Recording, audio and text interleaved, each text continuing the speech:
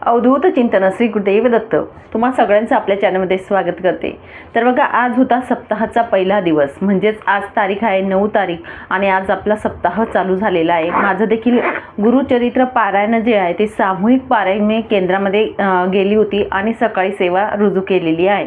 तर आजचा व्हिडिओ हा मी आज किंवा उद्या अशा पद्धतीने मला जसं ॲडजस्ट होईल तशा पद्धतीने टाकण्याचा प्रयत्न करेल। आणि अजून एक सांगेल, या 7 दिवसांमध्ये व्हिडिओ केव्हाही मी टाकू शकेल, त्याचा वेळ काळ नसेल। दररोज आपला जो व्हिडिओ असतो तो 1 ते 2च्या दरम्यान येत असतो दुपारी, पण मात्र आता मला सेवा खूप महत्त्वाची असं वाटतं, कारण सेवा सकाळी होत असते। सकाळी संपूर्ण आवरून मी जाते, 7ला जाते, दुपारी मला 12 होतात यायला आणि त्यानंतर मुलगा 12वीला असल्यामुळे त्याचं सगळं आवरणं, क्लासला सोडणं, सगळ्या गोष्टी बघून आणि जसा वेळ साध्य होईल त्या पद्धतीने तुमच्याबरोबर महत्त्वाची जी माहिती आहे ती शेअर करायचा नक्कीच एक प्रयत्न करेल। तर म्हणून जेव्हा पण आपला व्हिडिओ आला तेव्हा नक्कीच बघा आणि प्रतिक्रिया करा। तर अजून सांगेल तुम्हाला की बघा, जे काही व्हिडिओ आपण टाकलेले आहेत गुरुचरित्राविषयी, जे काही प्रश्न आलेले आहेत, बऱ्याच महिलांचे प्रश्न होते आणि खूप छान छान असे प्रश्न होते, त्या प्रश्नांची उत्तरं देण्याचा नक्कीच मी प्रयत्न केलेला आहे।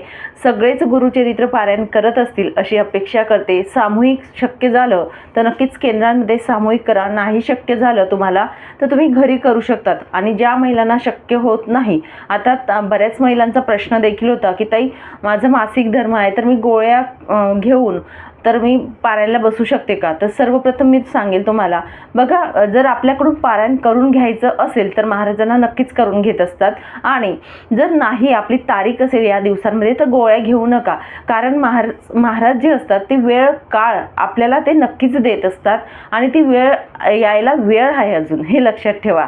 आणि नक्कीच त्यामुळे काही शंका घेऊ नका, नक्कीच तुमची वेळ आली की महाराज करून घेतील, त्यामुळे गोळ्या वगैरे घेऊ नका असं माझं पर्सनली मत आहे। शेवटी तुमची इच्छा। आणि म्हणूनच बघा, आजचा दिवस खूप छान सुंदर असा गेला। आता गुरुचरित्र पारायण केल्याने आपल्या आयुष्यात कोणते बदल घडत असतात किंवा का आपण करावं, हा मूळ प्रश्न आहे। तर तुम्हाला सांगेल, थोडक्यात सांगण्याचा प्रयत्न करेल। आणि खूप बघा, गुरुचरित्र पारायण तुम्ही केंद्रात करा किंवा घरी करा, 100% मी तुम्हाला खात्री देऊन सांगते, तुम्ही जर मनापासून आतुरतेने जर तुम्ही गुरुचरित्र पारायण करत आहात तर तुम्हाला संकेत, दृष्टांत जे असतात दत्त महाराजांचे मिळतात, 100% मिळतात, हे लक्षात ठेवा। पण त्यासाठी तुमचे कर्म, तुमचं 7 दिवसांमध्ये तुम्ही कसे राहतात, किती प्रतिसाद महाराजांच्या सेवेमध्ये देत आहेत ते पण खूप महत्त्वाचं आहे।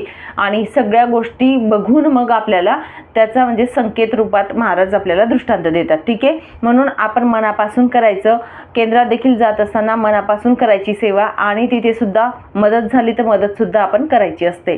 तर बघा, गुरुचरित्र पारायण आपण करत असतो, गुरुचरित्र पारायणाने भरपूर असे लाभ होत असतात।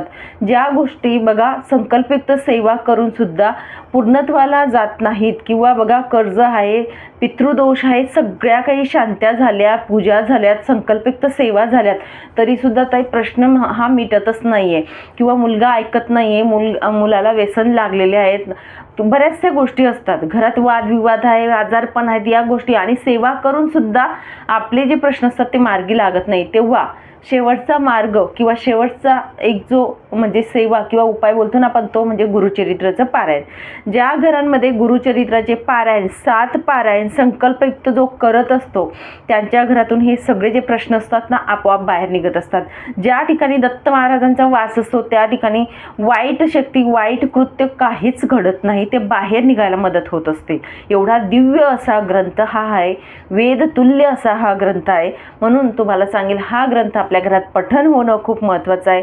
तुमच्या घरात जर अडचणी असतील तर नक्कीच तुमच्या घरामध्ये 7 संकल्पयुक्त गुरुचरित्र पारायण करून बघा आणि स्वतः रिझल्ट तुम्ही बघा। सामूहिक सेवा केल्याने आपण जे घरात एक पारायण करतो त्याचं पुण्यप्राप्ती मिळते, पण जेव्हा आपण सामूहिक सेवा करतो तिथे जेवढी लोक असतात तेवढ्या लोकांचं म्हणजे एकत्र सेवा घडते, तेवढ्या पारायणांचं पुण्यप्राप्ती आपल्या नशिबात येत असतं।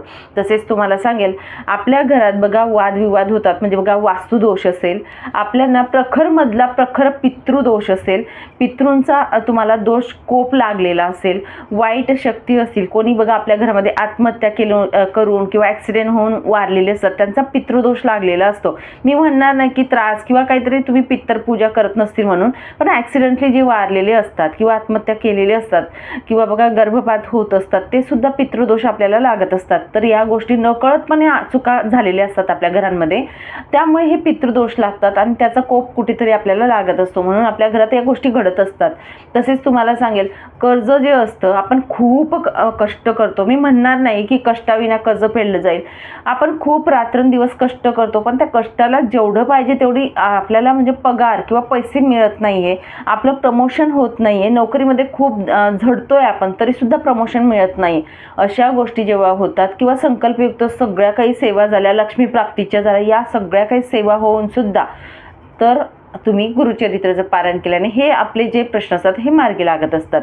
परत तुम्हाला सांगेल, तुमच्या घरात जर भूत पिशाच तुम्हाला वाटत आहे, वाईट शक्तींनी तुमच्या घरात प्रभाव आहे तुमच्या घरामध्ये, किंवा तुमच्या घरामध्ये सारखं कुणीतरी येतं आणि नजर दोष लागतं असं तुम्हाला वाटतं, किंवा एखादी व्यक्ती आल्यानंतर बघा आपल्याला वाटतं की ही व्यक्ती आल्यानंतर गेली की आपल्या घरात भांडण होत असतं, किंवा करणी बाधासारखे असं तुम्हाला एखादी असं बघा, शेजारी असू द्या, भावकी असू द्या किंवा नातेवाईक असू द्या, किंवा मग शेजारचे लोक, कुठेही काही बघा, आपण आहोत तिथे लोक असतात बरोबर.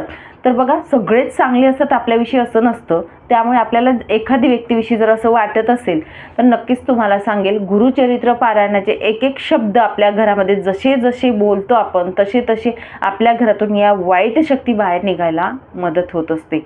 म्हणून गुरुचरित्राचा एवढा प्रभावशाली ग्रंथ आहे. या ग्रंथाचं पारायण म्हणून केलं जातं. संतती प्राप्तीसाठी संतती होत नाहीये, सगळं करून बसलेले आहेत तरीसुद्धा तुम्हाला मार्गच मिळत नाहीये, तेव्हा गुरुचरित्राचं पारायण आपण करू शकतो.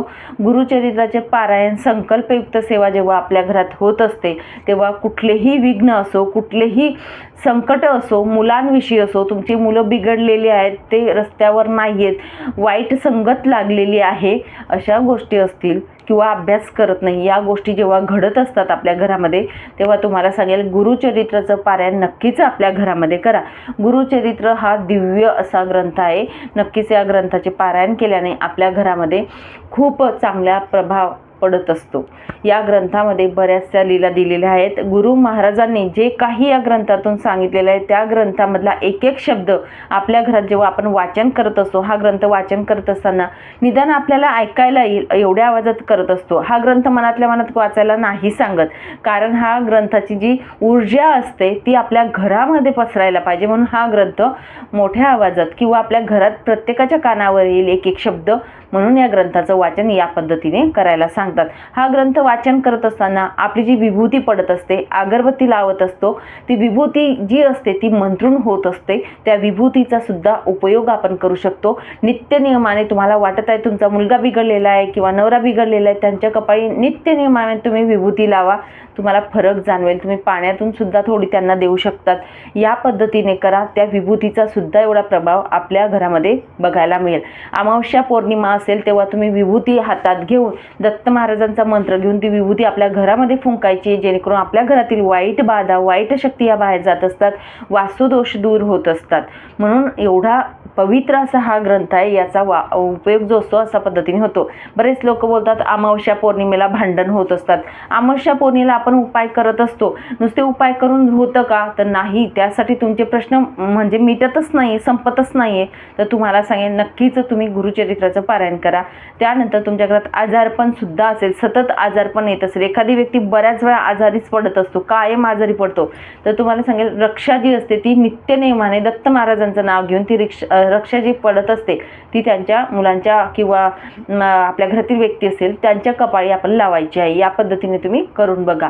एवढा दिव्य असा ग्रंथ आहे. आणि बघा, ज्याच्या नशिबात असतं तोच या ग्रंथाचं पठण करत असतं, हे निश्चितच आहे. आपण कुणी नाही, आपण करणारे कुणीच नाही, आपण शून्य आहोत, हे लक्षात ठेवा. आपण कोणीच नाही, आपण शून्य आहोत. तुम्ही कितीही प्रयत्न करा, कितीही काय करा, पण ही सेवा जर करायची असेल, हे फक्त महाराज आपल्याकडून करून घेत असतात. आपण कुणीही नसतो. मी तुमच्यासोबत बोलत आहे, तुम्ही माझं बोलणं ऐकत, ही फक्त महाराजांची कृपा असते. मी कुणीच नाही. हे लक्षात घ्यायचं. जी असते ती स्वामी कृपा असते, स्वामींची इच्छा असते, स्वामी आपल्या पाठीशी असतात, म्हणून ही माहिती तुमच्यापर्यंत येत असते. गुरुचरित्राविषयी नक्कीच तुम्ही जे तुम्हाला भ्रम असतील ते आज दूर झाले असतील. एवढा दिव्य असा ग्रंथ आहे जिथे मार्ग बंद होतात बघा, काही सुचत नाही तुम्हाला, भरपूर करून थकलेत तुम्ही, तर फक्त गुरुचरित्र पारायण हा एक मोठा उपाय आपल्या आयुष्याचा आहे. नक्कीच तुमच्या घरात करून बघा, संकल्पयुक्त पारायण करून बघा. ते कसे करावे, काय करावे, संपूर्ण माहिती आपल्या चॅनलवरती देण्यात आलेली आहे. संकल्पयुक्त 7 गुरुचरित्र पारायण कसे करावे निश्चितच तुम्हाला सांगेल. तुम्ही जेव्हा हे पारायण तुमच्या घरात करतील तर नक्कीच तुमच्या घरात बदल घडून येईल, स्वर्गासारखं घर बनेल तुमचं. म्हणून नक्कीच आपल्या आयुष्यात गुरुचरित्राचे पारायण करा आणि अनुभूती घ्या. चला मग सांगितलेली माहिती इथेच थांबवते. नंतर अजून भेटेल अशाच व्हिडिओसोबत. श्री स्वामी समर्थ. अवधूत चिंतन. श्री गुरुदेव दत्त.